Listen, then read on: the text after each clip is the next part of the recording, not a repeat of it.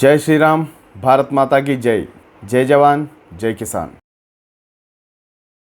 దీనిని క్రైస్తవ పరిభాషలో రెసరెక్షన్ అంటారు. సిలువ మీద మరణించిన యేసు 3 రోజుల తర్వాత ప్రాణాలతో లేచి తిరిగాడని క్రైస్తవుల నమ్మకం. సువార్తల్లో వర్ణించిన యేసు మహిమల్లాగానే ఈ సువార్త కూడా నమ్మదగినది కాదని క్రైస్తవ పండితులే చెప్పారు. యేసు తిరిగి లేచిన కథనానికి చారిత్రకమైన విలువ ఏమాత్రమూ లేదు. అయినప్పటికీ అది క్రైస్తవుల విశ్వాసాల్లో అదొకటి కాబట్టి అందులోని సామంజస్యాన్ని పరిశీలించడం అవసరం. అబద్ధాలు చెప్పే వాళ్ళకి, అభూత కల్పనలు చేసే వాళ్ళకి ఒక లాభం ఉంది. అందులోనూ అబద్ధాలు చెప్పే వాళ్ళకి అంగబలము, ఆర్థిక బలము, ప్రచార బలము ఉన్నప్పుడు వాళ్ళు చెప్పే అబద్ధాలకు గౌరవం కలుగుతుంది. ఆ అబద్ధాల వల్ల నష్టపోతున్న వారు వాటిని ప్రపంచానికి తెలియజేయకపోతే మరింత నష్టం తప్పదు. అందుకే వాటిని ప్రపంచం ముందు పెట్టక తప్పదు. క్రైస్తవ ప్రముఖుడైనటువంటి పాల్ అపోస్తులకు రాసిన కొన్ని లేఖలు సువార్తల కంటే ముందు రాసినవిగా పరిశోధకులు గుర్తించారు. యేసు చచ్చిపోయిన తర్వాత తిరిగి లేచాడనే అభిప్రాయాన్ని ప్రారంభించిన వాడు ఈ పాల్ అని పరిశోధకుల అభిప్రాయం. సామాన్య శకం 49లో రాసినట్లు భావించబడుతున్న మొదటి కొరింథీయులు అనే లేఖలో, if Christ has not been raised then our preaching is in vain and your faith is in vain. Corinthians 15:12-15 అని ఉంది. ఇటువంటి వాక్యాల్లో కనిపించే అనేక ఇఫ్లు బట్లు చూస్తే ఈ లేఖ రాసే నాటికి పౌలు యేసు తిరిగి లేచిన కథకు పూర్తి రూపం ఇవ్వలేదని, ఆ కథను నమ్మిన వాళ్ళు ఆ రోజుల్లో ఎక్కువ మంది లేరని స్పష్టమవుతుంది. కొందరు క్రైస్తవులు పౌలు సృష్టించిన తిరిగి లేచిన కథకు మరొక కథ చెప్తారు. తిరిగి లేవడం అంటే శరీరంతో లేవడం కాదని, ఆత్మరూపంలో లేచాడని వాళ్ళు అర్థం చెప్తారు. వారి వ్యాఖ్యానాన్ని కనుక అంగీకరిస్తే కొత్త నిబంధన 2000 ఏళ్ల నాటి క్రైస్తవ్యం మొత్తం మట్టి కొట్టుకుపోతాయి. బహుశా ఈ సమస్యని దృష్టిలో పెట్టుకుని పౌలు మొదటి ఎబిసిల్ లేఖలో యేసు తిరిగి లేచిన తర్వాత మొదటిగా కైపాసికి, ఆ తర్వాత 12 శిష్యులకి, ఆ తర్వాత వందలాది మంది ప్రజలకి, ఆ తర్వాత జేమ్స్కి, ఆ తర్వాత తనకి కనపడ్డాడని చెప్పాడు. మార్కు సువార్త మూలప్రతిలో యేసు తిరిగి లేచి జనానికి కనిపించిన సంఘటన లేదని పరిశోధకులు అంటున్నారు.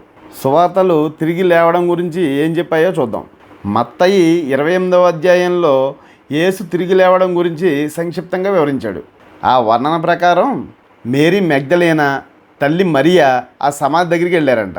మగ్దలేనా అంటే యేసుకి అప్పుడు హఠాత్తుగా భూమి కంపించిందట.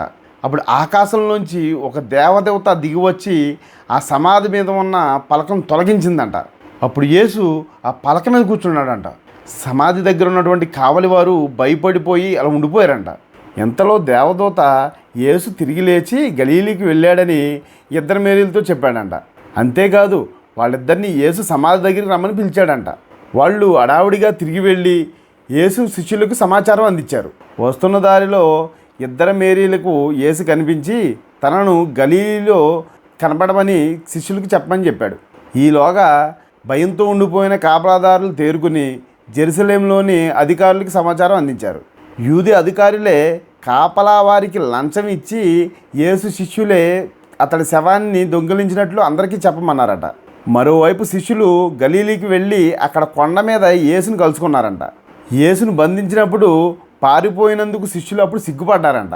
తనకు భూమి స్వర్గం మీద సంపూర్ణ ఆధిపత్యం ఉందని, శిష్యులు సమస్త దేశాలకు వెళ్ళి అక్కడ ప్రజలకి దేవుడు, దైవసుతుడు, పవిత్రాత్మల గురించి చెప్పి సమస్త జనులకు బాప్తిజం ఇవ్వమని చెప్పాడంట. ప్రపంచం అంతమయ్యేంత వరకు తాను శిష్యులతో ఉంటానని శిష్యులతో చెప్పాడంట యేసు. ప్రపంచం అంతమయ్యేంత వరకు శిష్యులతో ఉంటానని చెప్పాడు. మరి శిష్యులు లేరుగా, మరి ఎవరితో ఉన్నట్టు? ఓహో, మన పాస్టర్లతో ఉండుంటాడు. ఇక్కడ సందేహం కలుగుతుంది. చనిపోయి తిరిగి లేచిన యేసు తన సమాధి మీద ఉన్న పలకలను ఇంకో మనిషి ఎవరో వచ్చి పక్కకు తొలగించవలసిన అవసరం ఏంటి? తను లేవలేడా? మార్కు సువార్త 16వ అధ్యాయంలో యేసు మరణించిన తర్వాత తిరిగి లేచిన కథను క్లుప్తంగా వర్ణించింది. ఈ సువార్త కథలో మేరీ మగ్దలేనతో పాటు కన్నె మేరీతో సలోమి అనే మూడవ స్త్రీని పేర్కొన్నాడు. వాళ్ళ ముగ్గురు యేసు శవానికి పూయడానికి సుగంధ ద్రవ్యాలు తీసుకెళ్లారంట. కానీ అక్కడికి వెళ్ళిన తర్వాత సమాధి మీద ఉన్న పలకని ఎత్తలేకపోయారంట. అంతలోని పలక దానంతట అదే పక్కకు తప్పుకుందంట. స్త్రీలు సమాధిలోకి దిగారంట. అక్కడ యేసు ఉండవలసిన స్థానంలో వేరొక వ్యక్తి తెల్లబట్ట కప్పుకుని ఉన్నాడంట. ఆ స్త్రీలు అతన్ని చూసి భయపడ్డారంట. ఆ యువకుడు వాళ్ళకు ధైర్యం చెప్పి యేసు బ్రతికుండగా ఇచ్చిన మాట ప్రకారం గలీలీకి వెళ్ళాడని, ఆ విషయం శిష్యులకు చెప్పమని చెప్పాడంట. ఆ ముగ్గురు స్త్రీలు సమాధి వెలుపలకు వచ్చారు. ఎంతసేపు వాళ్ళు ఎవరితోనూ మాట్లాడలేదు. అక్కడితో మార్కు సువార్త ముగిసింది. ఆ తర్వాత చేసిన కథ ప్రకారం మేరీ మగ్దలేనా ఒంటరిగా ఉన్నప్పుడు యేసు కనపడ్డాడంట. తాను గలీలీకు వెళుతున్నట్టు కానీ అది శిష్యులకు చెప్పమన్నట్టు కానీ చెప్పడు. మగ్దలేనా తనంతట తానే శిష్యులకు చెబుతుంది. ఆమె మాట శిష్యులు నమ్మరు. ఈలోగా కొంతమంది బాటసారులు యేసు తనకు కనబడ్డాడని యేసు శిష్యులకు చెబుతారు. శిష్యులు బాటసారులను కూడా నమ్మరు. చివరికి యేసు ఆ 11 మంది శిష్యులకు స్వయంగా కనబడి తను తిరిగి లేచింది వాళ్ళు విశ్వసించినందుకు, కఠిన హృదయం కలిగి ఉన్నందుకు యేసు వాళ్ళని మందలించాడు. సువార్తను ప్రపంచమంతటా ప్రచారం చేయవలసిందిగా వాళ్ళని ఆజ్ఞాపిస్తాడు. ఆ పైన దెయ్యాలను వదిలించడం, అపరిచిత భాషల్లో మాట్లాడడం, పాముల్ని పట్టడం, విషం తాగడం, రోగాలు కుదర్చడం వంటి మహిమలు చూపే శక్తి శిష్యులకు ప్రసాదిస్తాడు. శిష్యులు ఆ మహిమలను ప్రజల ముందు చేసి చూపితే అప్పుడు ఆ ప్రజలు యేసుని ఏకైక రక్షకునిగా అంగీకరిస్తారు. మరి పాస్టర్లు విషం తాగట్లేదు, పాములు పట్టుకోవడం లేదు, అటువంటి మహిమలు ఏం చూపెట్టకుండానే దశంభాగాలు లాగేసుకుంటున్నారు ఏంటో. ఆ తర్వాత యేసు పైకి వెళ్ళి దేవుడికి కుడి పక్కన కూర్చున్నాడంట. ఎడం పక్కన కూర్చుంటే ఏమైనా చేయించాడనేమో. లూకా సువార్త 24వ అధ్యాయంలో యేసు తిరిగి లేచిన వృత్తాంతం. లూకా సువార్త 24వ అధ్యాయంలో యేసు తిరిగి లేచిన వృత్తాంతం మరింత వివరంగా ఉంది. ఈ సువార్తలో మేరీ మగ్దలేనా, కన్నె మేరీతో పాటు జొవన్నా అనే స్త్రీని పేర్కొన్నాడు. వాళ్ళు ముగ్గురు యేసు శవానికి పూయడానికి సుగంధ ద్రవ్యాలు తీసుకెళ్తారు. సమాధి మీద పలక అప్పటికే తొలగించి ఉంటుంది. ఆ ముగ్గురు లోపలికి వెళ్తారు. అక్కడ దగదగలాడుతున్న వస్త్రాలు వేసుకుని 2 వ్యక్తులు కూర్చుని ఉండడం చూస్తారు. ఆ దృశ్యాన్ని చూసి భయపడిపోతారు. యేసు తిరిగి లేచి ఇచ్చిన మాట ప్రకారం గలీలీకి వెళ్ళాడని, భయపడవద్దని ఆ వ్యక్తులు చెబుతారు. యేసు ఇచ్చిన మాట ప్రకారం గలీలీకి వెళ్ళాడని ఆ 2 వ్యక్తులు ఆ ముగ్గురు స్త్రీలకి ధైర్యం చెబుతారు. ఆ స్త్రీలు వెళ్ళి 11 మంది శిష్యులకు చెబుతారు. శిష్యుల్లో పీటర్ తప్ప తక్కిన వాళ్ళు ఎవరు కూడా ఈ కథను నమ్మలేదు. పైగా వాళ్ళను మూర్ఖులుగా జమగడతారు. కానీ పీటర్ మాత్రం సమాధి దగ్గరికి వెళ్తాడు.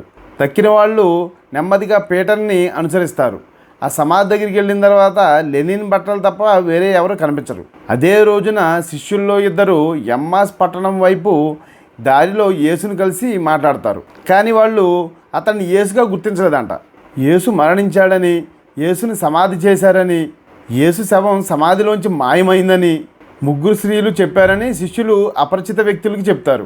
ఎమ్మాస్ పట్టణం దగ్గర పడుతూ ఉండడంతో అతన్ని తమ అతిథిగా ఉండమని ఆహ్వానించారంట. బసకు చేరిన తర్వాత భోజన సమయంలో అపరిచితుడు రొట్టెను విరిచి వాళ్ళకి అందించగా అప్పుడు అతన్ని గుర్తించారంట. అంతలోనే అతడు మాయమవుతాడంట. ఆ 2 శిష్యులు జెరూసలేముకు తిరిగి వచ్చి తక్కిన వారందరికీ చెబుతారు. ఆ సంఘటన గురించి వాళ్ళు ప్రస్తావించుకుంటుండగా యేసు ప్రవేశిస్తాడు. అతడు తన కాళ్ళు చేతుల మీద ఉన్న గాయాలను ఆ శిష్యులకు చూపించి తనను నిజంగానే బతికి వచ్చానని, కావలిస్తే తనను తాకి చూసుకోమని శిష్యులకు చెబుతాడు. అయినా కానీ శిష్యులు నమ్మలేదు. ఇంతలో యేసు ఆహారం అడిగి వాళ్ళు ఇచ్చిన చేపలను తీసుకుని తింటూ గతంలో నేను చెప్పిన భవిష్యవాణి నిజమైందని, ఈ సువార్తను ప్రచారం చేయమని శిష్యులకు చెబుతాడు. వాళ్లతో కొన్నాళ్ళు గడిపాక శిష్యులను బెదానికి తీసుకువెళ్ళి వాళ్ళని దీవించి తన స్వర్గానికి వెళ్ళిపోతాడు. జాను సువార్తలో వర్ణించిన కథ తక్కిన సువార్తల కంటే వివరంగా ఉంది. అందులో 20-21 అధ్యాయాలు మొత్తం యేసు తిరిగి లేచిన కథకి కేటాయించాడు. చివరిలో సువార్త రచయిత తను స్వయంగా చూసిన సంఘటనను వర్ణించానని రాశాడు.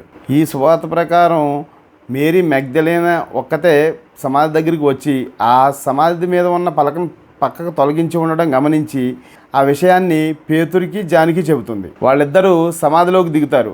అక్కడ లెనిన్ బట్ట, తలకు చుట్టుకునే స్కార్ఫ్ కనబడతాయి. ఈలోగా సమాధి బయట ఏడుస్తూ కూర్చున్న మేరీ మగ్దలేనాకు 2 దేవదూతలు కనబడతారు. వాళ్ళు మగ్దలేనను ఎందుకు ఏడుస్తున్నామని అడిగారు.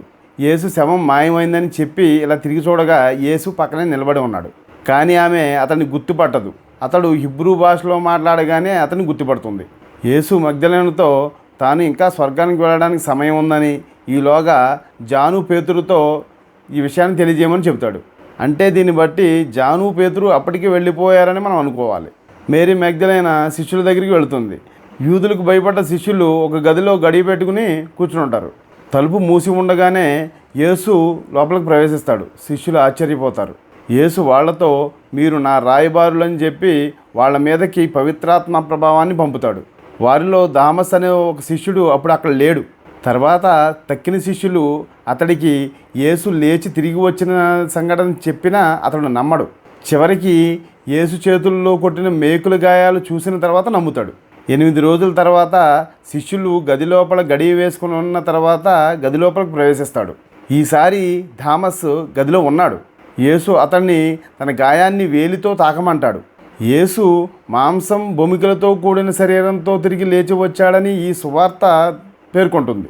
తర్వాత శిష్యులు టైబేరియస్ సరస్సులో చేపలు పడుతూ ఉండగా మళ్ళీ యేసు కనబడతాడు. అప్పటిదాకా వాళ్ళకు ఒక్క చేప కూడా దొరకపోగా యేసు కనపడగానే వాళ్ళకు బోల్డని చేపలు దొరుకుతాయి. తమతో పాటు తినడానికి బల్ల దగ్గర ఒక వ్యక్తి కూర్చోవడం గమనిస్తారు. కానీ ఒక్క పేతురు తప్ప తక్కిన వాళ్ళు ఎవరూ కూడా తనని యేసుగా గుర్తించరు. అతడు చేపలను రొట్టె ముక్కలను పంచడం ప్రారంభించగానే శిష్యులు అతడిని గుర్తిస్తారు. తినడం ముగించిన తర్వాత యేసు పేతురును, నువ్వు నన్ను నిజంగానే ప్రేమిస్తున్నావా అని 3 సార్లు అడిగాడంట. 3 సార్లు అతడు అవునని చెప్పాడంట. అప్పుడు అతన్ని కాపరిగా నియమించాడు. యేసు పేతురును తన వెంట రమ్మన్నాడు. అప్పుడు జాను కూడా రావడం గమనించాడు. పేతురుకు జాను తన వెంట రావడం ఇష్టం లేదు. ఆ సంగతి అతడు యేసుతో చెప్పాడు. యేసు జానుని రానివ్వమని చెప్పాడు. జాను, పేతురు, యేసు కలిసి వెళ్ళడంతో జాను సువార్త ముగుస్తుంది. క్రైస్తవ విశ్వాసులు గొర్రెల మంద అని, వారి నాయకులు గొర్రెల కాపరులని క్రైస్తవ సాంప్రదాయం చెబుతుంది. బైబిల్లోనూ ఇతర క్రైస్తవ సాహిత్యంలోనూ గొర్రెలు, కాపరి ఉపమానం తరచూ కనిపిస్తుంది. ఆ ఉపమానం క్రైస్తవులకి కరెక్ట్గా సెట్ అవుతుంది. సువార్తల్లో వర్ణించిన ఉదంతంలో యేసు తిరిగి లేచిన తర్వాత గలీలీలో కనిపించాడా లేక జెరూసలేంలో కనిపించాడా అనే విషయంలో ఎక్కడా పొంతన లేదు. కానీ సువార్తల్ని క్రైస్తవులు దేవుని వాక్కుగా నమ్ముతారు. ఇన్ని అవకతవకలు కలిగిన కథనం దేవుని వాక్యంగా ఎలా అవుతుందో వారికే తెలియాలి. జై శ్రీరామ్. భారత్ మాతాకి జై. జై జవాన్, జై కిసాన్.